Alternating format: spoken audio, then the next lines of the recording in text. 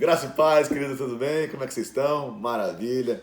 Tudo bem, pai? Tudo bem, graças a Deus, estamos começando a semana de, como todas as semanas, muitos desafios, mas todos cada um deles nós venceremos. Amém. Força do Senhor. Em nome de Jesus. Amém. Então, eu estou começando a estar gravando hoje segunda, porque final de semana teve gente que foi para Campos do Jordão. É verdade, para Campos do Jordão. Aliás, vocês que estão ouvindo aí vão ver o horário de sempre estar levando alguém para lá junto. Gostoso. Muito bom. Então vamos lá, segundou, começando a semana, maravilhoso, graças a Deus. Sem mais delongas. Achei que caiu uma pena. Vamos lá, a primeira pergunta é pesquisar sobre Corinto. Opa, só quero ouvir agora. O máximo de informações possíveis. Vamos ver quem trouxe, acho que é o Lucão. Vamos ver. Olá, Dani, bom dia. Vou mandar o áudio referente à questão 1, que a pergunta é pesquisar sobre Corinto. Bom, Corinto foi uma cidade palco de muitas batalhas e disputas, principalmente por sua localização entre Esparta e Atenas, que foram inimigas por muito tempo, mas também devido ao seu forte pendor comercial, por ficar próxima do mar em uma época que o comércio era predominantemente marítimo. Além disso, era uma cidade muito próspera, cosmopolita e entregue à luxúria, com grandes cultos a Afrodite e Apolo, deuses gregos da beleza e do sexo. Porém, era vítima ocasional de terremotos que cefavam a vida de milhares. Apesar disso, Paulo viveu lá por 18 meses, cuidando da sua igreja nessa cidade. Obrigado, Dani. Maravilha! Lucão falou sobre Corinto, uma cidade importantíssima naquele momento. Ele foi sucinto, né? Teve gente ali, o Ioiô, se eu não me engano, ele pegou e mandou um link com 9 páginas. Eu não tive muito tempo de ler. Mas eu acho que é importante. Eu acho que essas coisas, se tem um material ainda mais abundante, é sempre bom a gente estar lendo para a gente contextualizar, né? Por exemplo, lá o Corinto fala de véu, aqui nas próximas viagens vamos ver de véu e outras coisas, mulher não fale na igreja, misericórdia, entregar o homem a Satanás, umas coisas assim. Exato, não porque é muito da cultura do momento e às vezes se você não estiver atento a isso, você acaba querendo implantar isso que não tem relação conosco, especialmente o véu, por exemplo. Eu acabei de perceber, pai, são 11 questões, a última não vai ter, que eu falei a diferença do antigo para o atual. É 11? Esse aqui foi o 11. Aí você me quebrou, não vamos ter a 11ª resposta. Vamos lá. Com quem Paulo se encontrou nessa cidade de Corinto? Quem foi, será? Oi, Daniel, aqui é a Leda. Eu fiquei responsável de mandar a resposta da questão 2. A questão é a seguinte: com quem Paulo se encontrou nessa cidade? A resposta é Áquila e Priscila, referência a Atos capítulo 18, versículos 1 e 2. É esse casal mesmo? Caramba, é eles mesmos. Olha, isso é uma relação, mas por todo o contexto, Paulo não foi apresentado a Áquila e Priscila. Eles, me parece, não vou falar agora. Tem outras questões pra frente. Não, mas Áquila e Priscila. Aí os caras foram importantes, né? Áquila e Priscila foram importantes na caminhada, parceiro de Paulo, né? Olha, pessoas que vieram para agregar. De primeira linha. Que não desistiam, quando a mão estava doendo, não desistiam de carregar o piano. Não, de jeito nenhum. Isso é muito legal. Esse é chique. Pergunta número 3. Quem foi Cláudio e o que fez aos judeus? Vamos ver aqui. Acho que é a Jaque. Boa noite, Daniel. Respondendo a questão 3 do questionário 27. Quem foi Cláudio e o que ele fez aos judeus?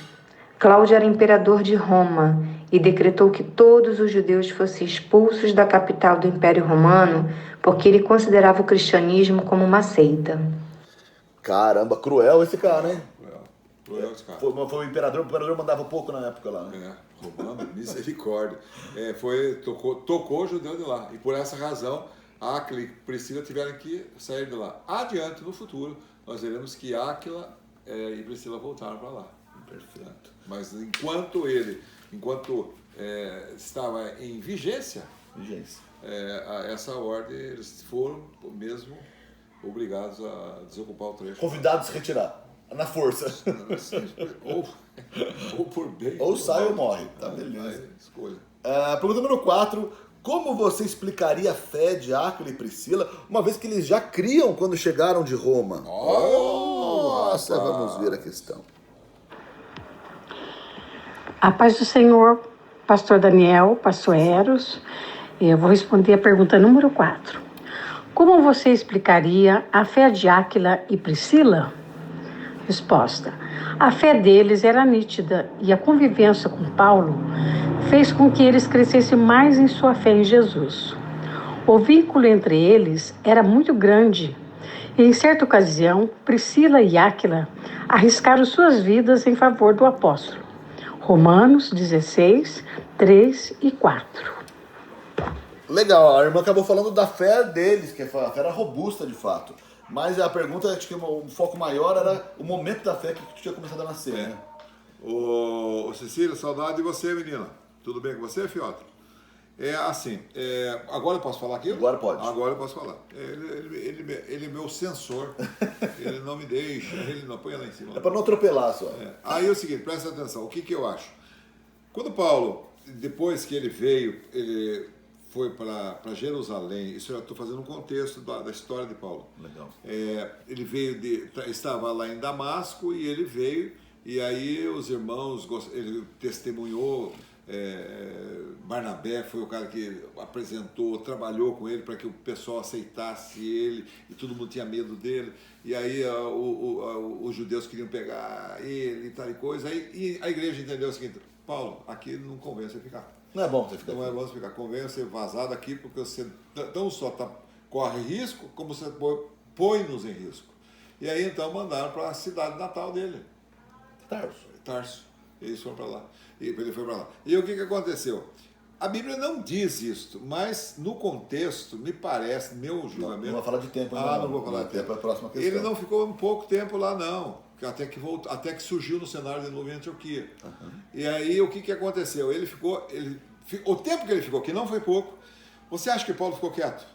Você acha que Paulo fez uma loja, um magazine lá para vender tenda? Ou ficou no mosteiro lá isolado? Ficou lá. Você acha que não? O cara, ele era, na sua essência, um evangelista. E quanto mais ele falava pregar tempo é fora de tempo, ele falava isso. E aí o que isso? Ele jamais, a viagem dele silenciou Paulo, jamais. E eu, na minha opinião, ilação, isso a Bíblia não diz isso, mas eu me levo... O contexto conduz essa conclusão. Eu acho que Paulo pregou para Áquila e Priscila, e aí eles pegaram, e eles são os fundadores da igreja de Roma. Legal. A partir dali eles foram embora para lá, e aí então Cláudio mandou eles de volta para cá, mas me parece que essa é a figura. A explicação talvez mais até com mais sentido, no sentido de que Áquila e Priscila já conheciam o Senhor, e me parece pelo ministério de Paulo. Então você acha que eles são fruto desse momento de exílio de Paulo, quando ele foi expulso de Jerusalém? Naquele primeiro momento. Muito legal. Pergunta número 5. Em Atos 9:30, revela que Jerusalém era hostil a Paulo. Isso fez com que os discípulos enviassem Paulo para a sua cidade natal, Tarso. Você estima que Paulo ficou em sua clausura próximo de quantos anos? A, 2 anos. B, 5 anos. Ou C, mais de 5 anos. Vamos ver o nosso amigo, parceiro João. O nosso locutor? Opa. Olá, pastores. Questão 5, o questionário 27. Em Atos 9:30, revela que Jerusalém era hostil a Paulo. Isto fez com que os discípulos enviassem Paulo para a sua cidade natal, Tarso. Você estima que Paulo ficou em sua clausura próximo de quantos anos? 2, 5 ou mais de 5? Resposta: logo depois, o apóstolo Paulo foi enviado à sua cidade natal, Tarso. Ali ele passou um período de silêncio de cerca de 10 anos. Embora esses anos sejam conhecidos como sendo o período silencioso do ministério de Paulo, é provável que ele tenha fundado algumas igrejas naquela região. Estudos sugerem que as igrejas mencionadas em Atos 15:41 tenham sido fundadas por Paulo durante esse mesmo período. Abraços. Joãozinho? Cara, locutor. Aí nós vamos ter uma rádio. E preciso na resposta? Preciso, ele falou tudo, falou perfeito, é isso mesmo. Acho que bastante tempo, mais de 5 mesmo. Ele falou mais de 5 anos, com certeza, é exatamente legal. Isso. Ô, João, tá mandando bem, rapazinho. Vamos lá, pergunta número 6. Não estaria aí a origem da fé de Áquila e Priscila? Texto de apoio a Romanos 15:19. Vamos ver aqui o que o irmão falou. Bom dia, povo santo de Jesus Cristo. Tudo bem aí, minha gente? A questão número 6 e a questão número 4, elas têm um fundamento parecido, porque fala da fé que Áquila e Priscila, que eles tinham, né? Se ela vem antes do encontro com Paulo em Corinto, né? Se lá em Roma eles já exerciam essa fé, né? E põe como texto de apoio Romanos 15:19, que fala: quando tomamos conta da natureza do pecado, caímos em nós e nos arrependemos. Cremos em Jesus Cristo como nosso Salvador, o Espírito Santo se derrama em nossas vidas. Daí não tem mais jeito.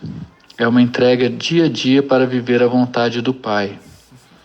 Então, é baseado nessa resposta aqui e em Romanos 15:19, nós chegamos à conclusão que Áquila e Priscila, eles já estavam cheios do Espírito Santo quando eles encontraram Paulo e deram continuidade nisso. Só não sabemos se em Roma foi o próprio Paulo quem apresentou a palavra, né, de salvação para eles, mas eles já eram firmes, fortes nessa nova vida e continuaram o trabalho deles em Coríntios. Então, tudo é ação do Espírito Santo. Então, o verdadeiro motivo da fé de Áquila e Priscila é o derramamento do Espírito Santo na vida deles, através do arrependimento do seu pecado e da entrega para a nova vida em Jesus Cristo.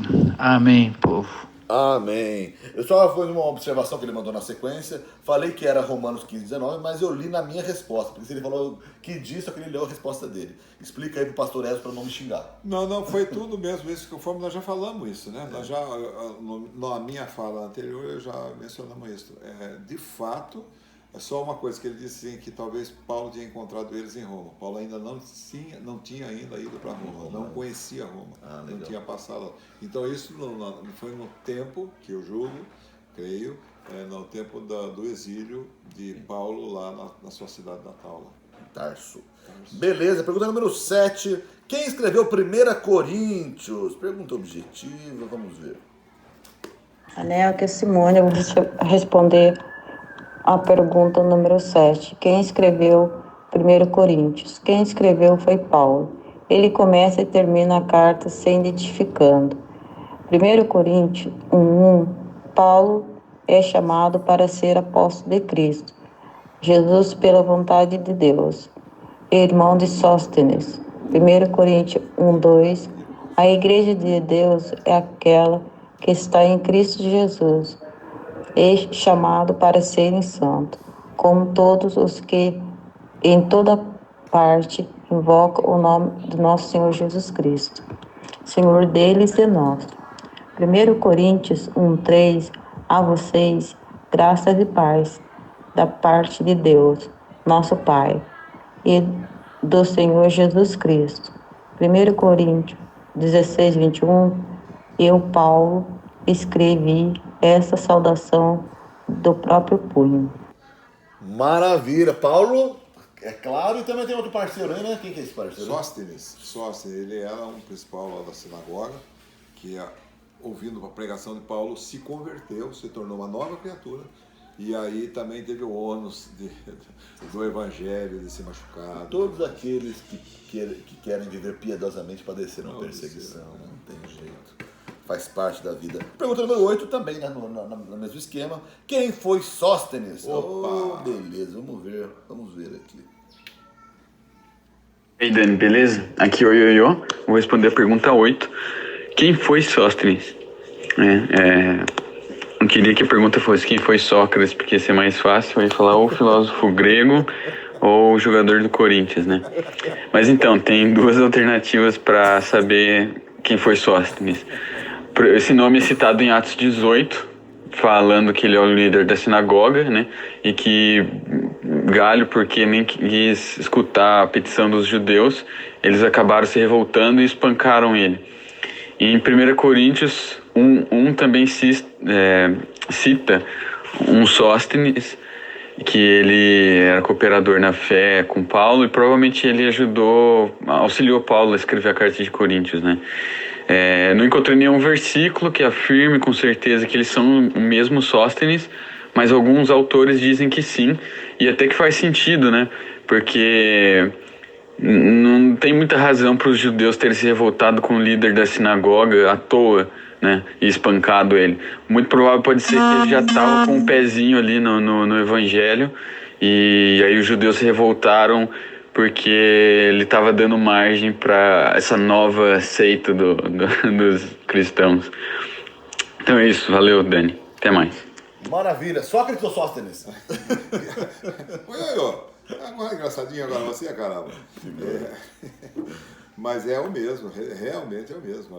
O pessoal bateu nele por causa do evangelho, da mudança de posição. Quer dizer, de Corinto, e aí então Paulo pegou e mencionou eles, estavam juntos. Quando ele diz assim, Paulo e Sóstenes, eu acho que ele ficou lá trazendo água para Paulo. É verdade, né? Ou escrevendo, ele cansava a mão para escrever junto. Mas a inspiração parece que vem mais de Paulo. Pergunta número 9. Os de Corinto que criam foram chamados para serem santos. Eu fico de Corinto só. E nós? Vamos ver aqui. A pergunta 9, vamos ver. Bom dia, Daniel. Estou enviando a resposta 9. A igreja de Deus que está em Corinto, aos santificados em Cristo Jesus e convocados para serem santos. Acredito que todos são chamados a serem santos, mas somente conseguirão os que têm sua vida dedicada ao Senhor. Nós também fomos chamados à santidade. 1 Pedro 1, 15 e 16. Amém. É isso mesmo? É para nós também ser santo? Não é só para aqueles caras pro antigo ou pros grandes bambambam da igreja católica para ser santo? Não. Nós é só... Ficou louco, rapaz. Mas a palavra é essa mesmo, assim como você vai ver sempre o evangelho sendo pregado, lembrando sempre isso, que o homem na sua essência ele é igual, ele não muda, ele é mau, ele não muda. Por essa razão a palavra ela não se desatualiza, ela é sempre presente, é sempre oportuna. E também a palavra que vem, a mensagem da palavra que é dita às pessoas antigamente, também a nós. E aí diz assim, então, lá em 1 Pedro, ele diz assim, portanto, cingindo os lombos do vosso entendimento, sede santos, e esperai inteiramente na graça que se vos ofereceu na revelação de Jesus Cristo, como filhos obedientes. Não mais vos tornando as paixões que antes havia na vossa ignorância. Você vai ver daqui a pouquinho, na última resposta. Mas agora, mas como é santo aquele que vos chamou, sede vós igualmente santo em toda a vossa maneira de viver. Porquanto escrito está, sede santos porque eu sou santo.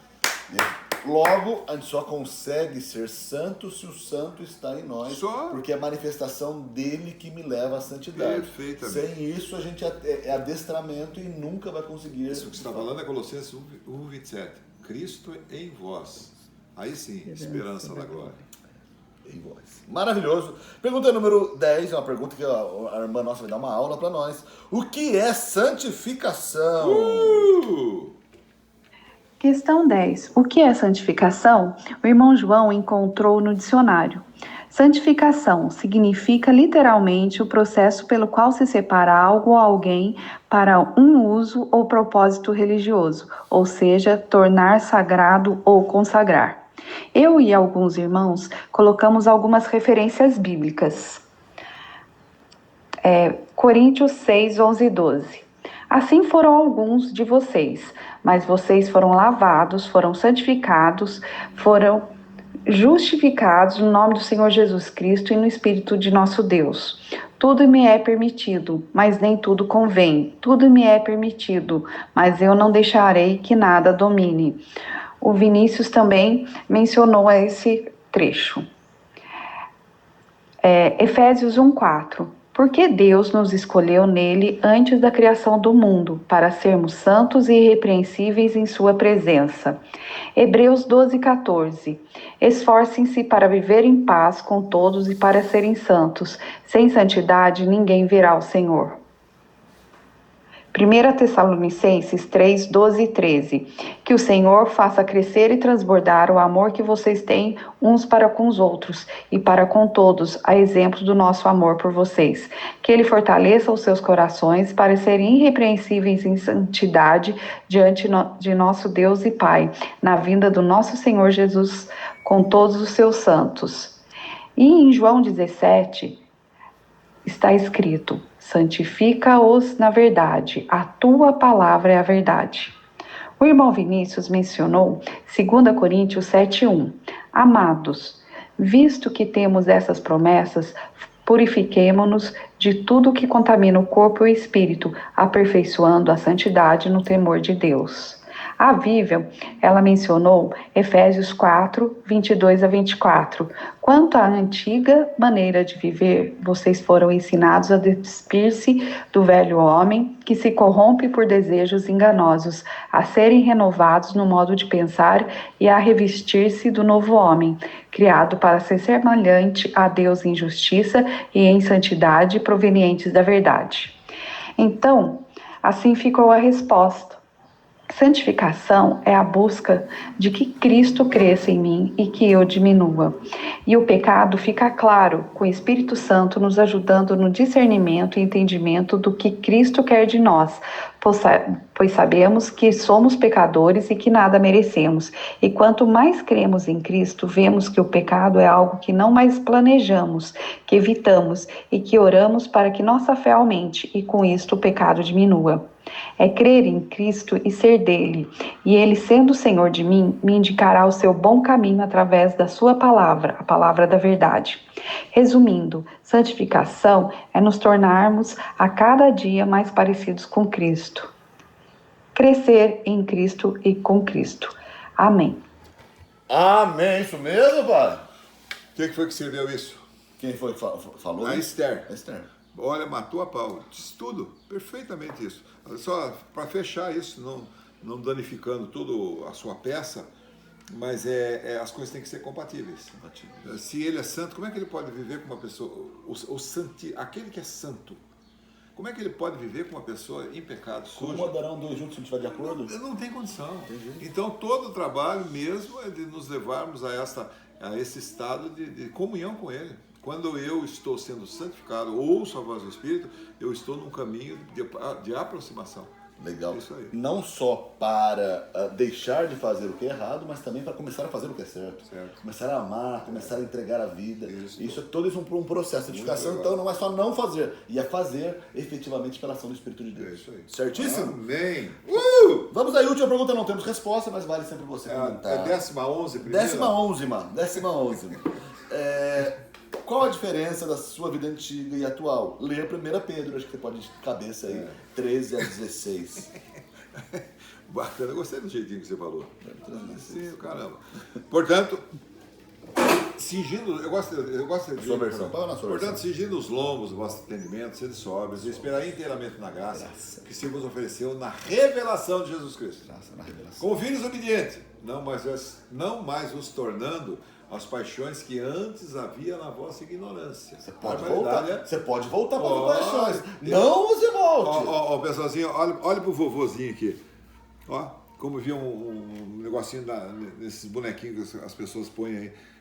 O menininho pondo o dedo aqui na Bíblia e fala assim, aqui está dizendo que você não presta.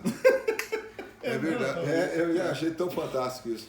E é verdade. Escute, lembra do teu passado indecente? Lembra disto? E é verdade. Aquela vida ficou para trás. Amém. Não existe Amém. mais. Amém. Eu devo me opor assim frontalmente contra aquilo. Não é andar, não ter uma relação política com o meu passado. Para! É de rompimento. Rompimento. Não mais vos conformando com as paixões que antes havia na vossa ignorância. Mas como é santo aquele que vos chamou, sede vós igualmente santo. E diz assim, em toda a vossa maneira de viver. E disse Deus. Toda maneira, tudo. Onde as pessoas estão me vendo, tem que ser santo. As pessoas, quando ninguém me vê, tem que ser santo também. Onde fazendo, tem que ser santo. Pensando também tem que ser santo. E aí é que é a diferença daquele que é um ator e daquele que espontaneamente crê. O que é o religioso e o santo de verdade. Isso aí. Então, por exemplo, se eu ficar preocupado em fazer essas coisas, é muito difícil, eu não vou cumprir nunca. Mas se eu permitir que Ele, a exuberância do Senhor viva em mim, eu vou dizer para você, eu vou abominar o pecado. Abominar, rapaz, é lamentar o que passou, cara. Se eu lamento o que passou, eu digo para você, não tenho mais razão para voltar a fazer as mesmas coisas. Isso é ser santo, despojando, né, da velha vida, daquela maneira, das intenções de um coração mau, perverso, pecador. Aí você vai dizer, mas eu posso viver uma vida dupla. Pode, claro. Caramba, aí é com você. Mas fique sabendo que talvez lá na alfândega espiritual você não passe. Você pode na vida, mas você pode ir pro inferno também. Se você não embarcar no voo, olha só, se você não embarcar no voo, aí você ficou no horror. É que a vida dupla mostra um coração que não está muito importando o que Deus pensa. Né? Mas é verdade, é rechaçarmos, entendermos sempre o seguinte, não é no nosso esforço, não é na nossa fissura que a gente vai vencer o pecado, é permitir que Deus haja em nós. Cristo em vós, esperança da glória. Ele vivendo em mim, eu digo para você, Cristo é tudo em todos, conforme Colossenses 3,11 também. É energia para se anular, né? Energia para permitir. Permitir que a exuberância de Deus viva na minha vida. Mas é mortificar, é uma coisa que exige disposição. Se você já percebeu coisas que não convêm na sua vida, por que você estar em contato? Por que isso? Se pensamento, rapaziada, se pensamentos que não convêm, você já entendeu isso e se já está revelado para você, por que você vai ficar em memórias eternas isso? Já não é para visitar nem pensamento. Rechaça isso. Aparte-se disso. E qual que é o último versículo para te encerrar aqui?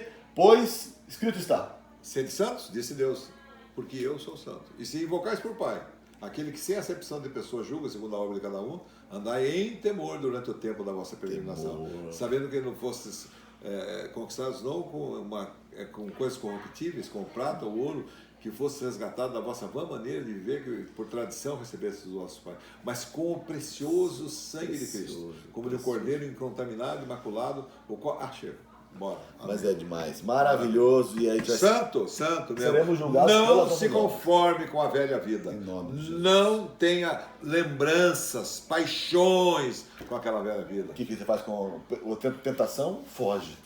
Ela vai querer, o diabo é sujo, ele vai querer te lançar e te fazer com que você volte. E aí e sempre também lembrando a propósito de que o escudo da fé é que apaga os dardos inflamados do maligno. Como o diabo não pode tocar em você, ele sugere: Daniel, olha isto. E aí é o seguinte, essa insinuação você intercepta com o escudo da fé. Por isso, é importante ter a fé fortalecida, né? Aleluia. Deus abençoe você, querido, boa semana, até semana que vem, se o Senhor permitir. Beijão. Amém. Deus abençoe.